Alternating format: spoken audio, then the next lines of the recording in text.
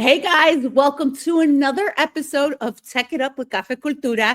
It's your girl Jayla, and today I have a special guest, founder Scott Remington. Hi Scott, how are you today? I'm so well. Thank you so much for having me. I can't wait to have our discussion today. Yes, I'm super excited. We were talking off air about some fun stuff, so I'm already in the mood, hyped, ready to go. Can't wait to talk about the giving engine.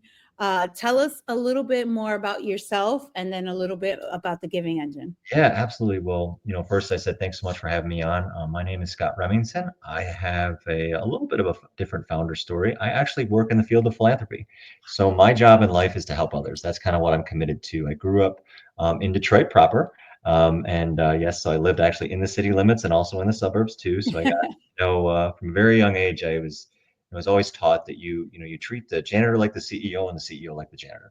And I was really blessed to come up with diversity and to understand what privilege is, honestly, before privilege was cool to say, right? And so, one of the things that I always really tried to do and learn was to help others, right? And so my father actually started a company called the Remington Group. It's been around for almost 25, almost 30 years now, and he's helped raise over $5 billion for nonprofits. And one of the great things that I was able to learn through that was, how to help others, how to build relationships, how to listen. And long story short, fast forward to now the giving engine. I actually was out in San Francisco for a little startup grind, a global conference. Met a lot of cool people, and is super inspired to do something special. So last day, I'm in San Francisco. I'm going for a hike in Muir Woods, and unfortunately broke my arm and Oh, actually two heels. Right. So it was a crazy accident, and so my brother flew out. But as you can imagine, I had a lot of spare time in the bedroom, in the hospital yeah. bed. So I was reading all the headlines, and I try not to be political, but there's a lot of budget cuts happening. I mean, just changing priorities fiscally, and I saw that there was over 14,000 jobs lost in the nonprofit sector. And so I Wow. said to myself, it's like, what can I do to help? So I'm sitting there in the bed, with very little coding experience, but I know AI pretty well. And so I just start building. I start building what is now today called the Giving Engine, right? And this was just a few weeks ago. Um, I've obviously have a great partnership with my father, Peter, and his firm. I try to honor his legacy. But this is a special product. The whole point of it is so that any nonprofit, right, any nonprofit in the country can come and get an awesome a 2 to 3, not only grants, but also like a toolkit, right? Help built through AI for a very, very cheap price, $199, right? One of the things that I always try to do is to augment, not replace with AI. And so instead of sales as a service, we call it philanthropy as a service, fast, right? And that's the giving engine is and does. And we have, a great vision on where to go forward, but it's a start. It's a start to help those that need help the most right now. I'm super excited that it's live now. I'll give it a little cheap plug, as they say in our world, giving-engine.org. Check it out. It's live. It's awesome. And it's a lot of help. My goal is to make it very affordable for any nonprofit size or shape. And these reports are awesome, Jayla. They are so sweet. We obviously can't guarantee funding, but we can guarantee that you'll find some opportunities to get funded. And that's what's most important, to help those that need the most. I think that's so important. First of all, I can't believe this has happened so quickly Yeah. because most of the time you hear, this is an idea 5 years ago, 6 years ago, 10 years ago, and now you had time off because of an injury, and you come up with this awesome idea, and it's such a beautiful thing because you're right. There are a lot of budget cuts, especially in the DEI section. There's a lot of just scared. It's scared money right now because we don't know where it's heading to with all of these what ifs. So to have at least an opportunity Right. like the giving engine to say, you know what, these are opportunities because, right, if you don't shoot the ball, you'll never make the basket. So at least you're shooting balls here until you make a basket. And that is such a beautiful thing. What has been one philanthropy or a couple of them that really push you to or keep you motivated? Yeah, that's such a great question. So as I mentioned, growing up in Detroit, there was a place called Focus Help. And they really taught me It was started by Father Cunningham, and I want to get this right, in the 60s. As you can imagine, right, the 60s were a very tumultuous time in Detroit, right? There was a lot of race riots, a lot of scared, a lot of things that just weren't right on both sides. And so, that was one of the first organizations that I had learned about kind of what was fair and what wasn't. And the fact that you need to help no matter what, that no matter what someone says to you, love them back. And so for me, the organizations throughout the years have been so supportive to say, just help others, just do it. And it doesn't matter what it takes, it doesn't matter what technology. If you lead with your heart, good things will happen. Right. And seeing their mission, even now, like they still do phenomenal work. They help with workforce development. They help, train workers. Right. It's such a beautiful thing. And to me, what better way than to honor not only their legacy, but Detroit's legacy and all of our legacies by helping out, right? In a way. And that's what the inspiration was. And I'm sure I could list, countless others that I've been, so blessed to work with over the years. But I think that's the first one that comes to mind. I know Eleanor Jositis is watching and smiling from heaven. If you get a chance, Jaylee, you could Google her. She was an amazing woman, one of the first people that kind of just told me that Scott, we have a responsibility to help. And it really shaped me throughout my youth and my growing years. How has this, in such a small amount of time, helped you connect with other founders? Because, regardless of the fact, like you said, you had very minimal in coding, but you're into the AI space, which is still developing quite quickly. And how is that, connecting with other founders, being in the Bay, Yeah. doing all of that? Because I know it's almost like, when you're founders, you kind of get tidbits from a little bit of everybody. Yeah, it's such a great question. And there was such an energy in the Bay that was so cool, right? I'm just a Midwestern guy. Like I'm from, Yeah. Detroit area, live in Lansing, the state capital, and to be there and just to be around people that generally want to help you. Some people, just there to be funded and bless their souls, right? Like I respect them, but there was just some people that I met that I won't name. They know who they are. Like generally interested, like, wow, you have a great idea. Let me connect you to this person, right? Let me connect you to this person. And the amount of love and help that I saw, that, for somebody that has helped raise, personally, I've helped raise over $100 million for nonprofits, right? Like I'm really proud of that. But hasn't done a raise for myself for a company. They're like, hey, let me be your angels, right? And let me introduce you to all these people. So I've met so many cool people in such a short amount of time that are like, hey, like, here's an application you should apply for. Hey, like, let me meet with you. I'm not going to charge you for your time. You're doing great work. And for me, then it's like, wow, how can I help your nonprofit? How can I help you? Because I went to Silicon Valley not for myself, but for another person that I work with, right? And ultimately, the universe, I think, is kind of paying me back here and saying, I'm going to introduce you to some of the coolest people, including yourself, right? When we're talking about something awesome before the show, Yeah. right? To move the story forward, because it's a story of all of us, right? It's in our most deepest thoughts, like how do we help others? How do we love? How do we be better? Like who doesn't want to be a part of that? I think that tech has been, because I was in the entertainment industry for a while, so there was a lot of scapegoating, there was a lot of gatekeeping, and people kind of trying to, I guess, hold on to what little information they got. And to switch over to tech and see how open people are and how willing they are to help. At first, I was like, what's wrong? What's the catch, guys? And they're like, no, no, no, no. Like, we genuinely want to see you grow. Like, this is so cool what you do. And I've found that that's been a lot of the case for most of the founders that I've talked to. I think that's the one thing that most of them have in common is that no matter what tech space you're in, which is ed tech, philanthropy, tech, AI, like people are open to help work with and build with you. And it's such a beautiful thing. And I love you mentioned AI because to me, I have four things really close to my heart, and education is one of them, especially, seeing the Detroit public schools and seeing a lot of kids that didn't get an opportunity. They deserve that opportunity. And for me, the democratization of AI or democratization of education can come through AI.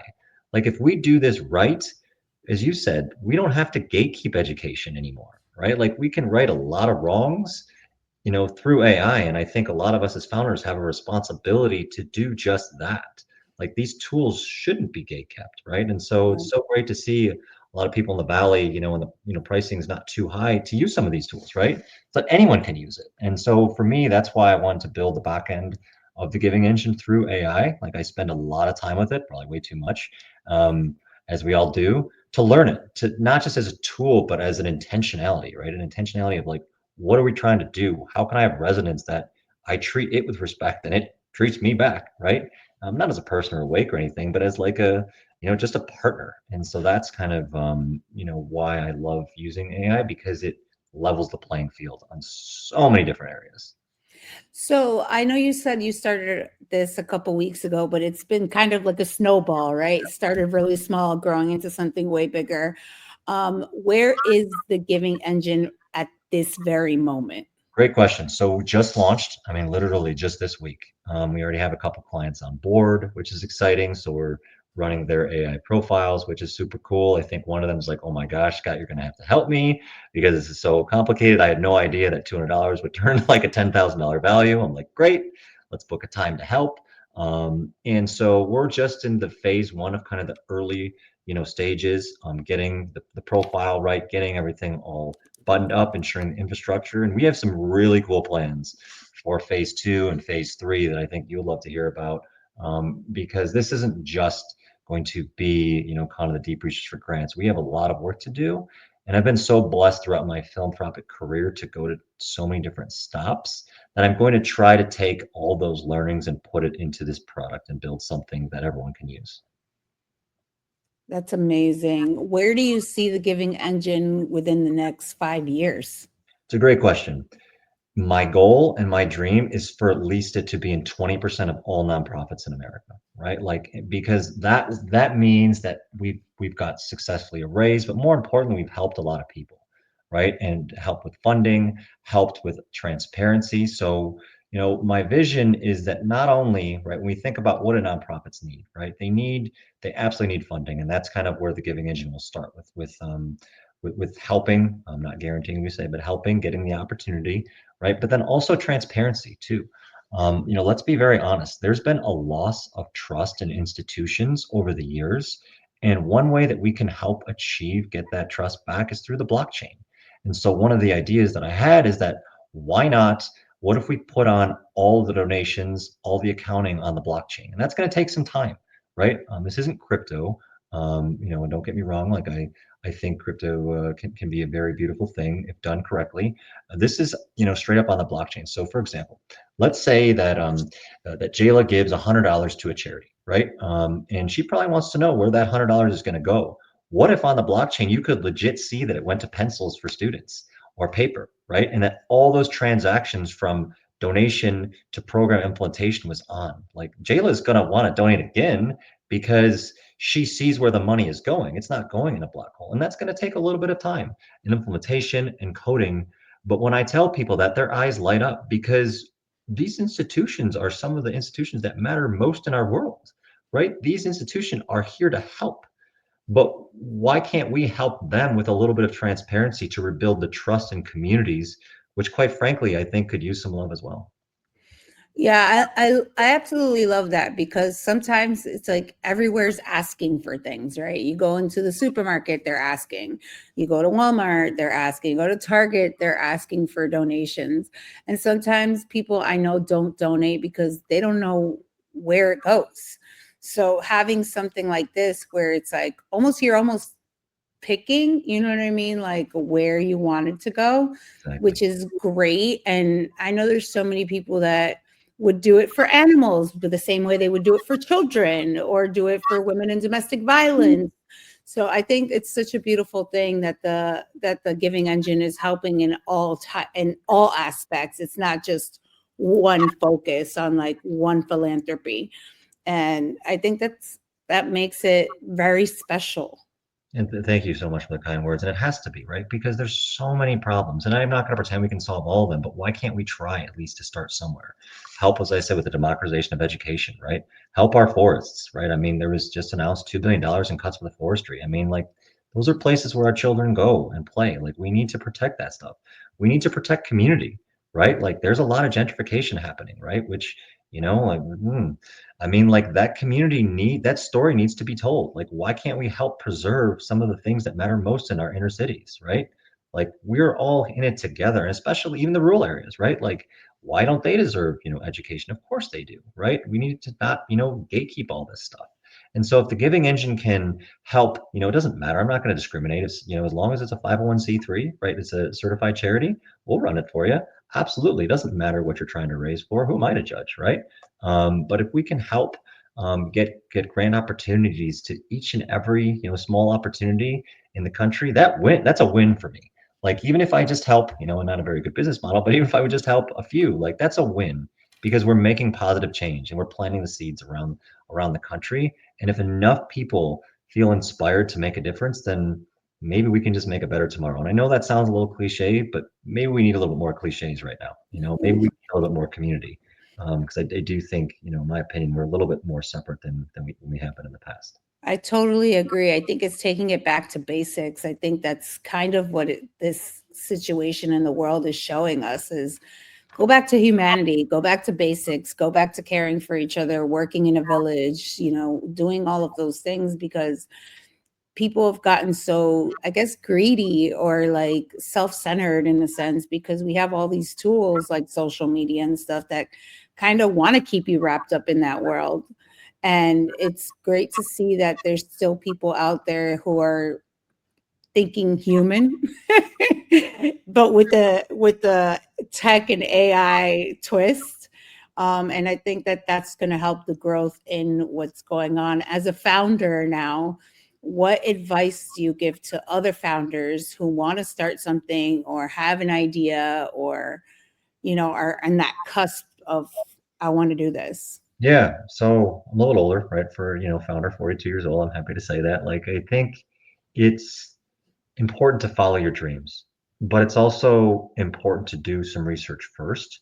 Like, if you just jump right in, like, it's a competitive industry, right? Like, maybe you take some time to do an apprenticeship, like, maybe you learn from others. My best advice to give anybody is just to listen to those that have done it already, right? And even if you disagree with their opinions, like, you'll already be ahead of the game, because, as you kind of alluded to, social media, everyone wants to be the main character. We Yep. don't have to be.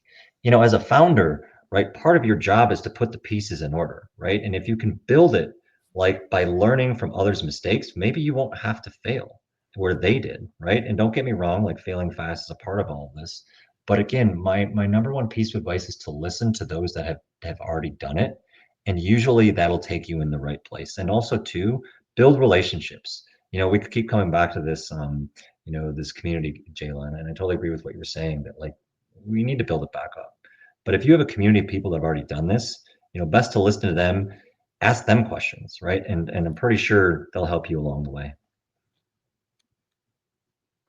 I love it. And I wanted to say, I wish I wish you luck with your healing.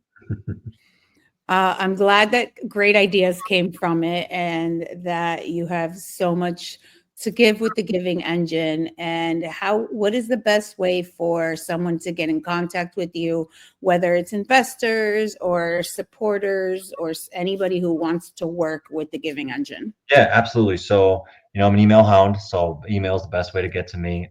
It's Scott at giving-engine.org, or you can find me on LinkedIn.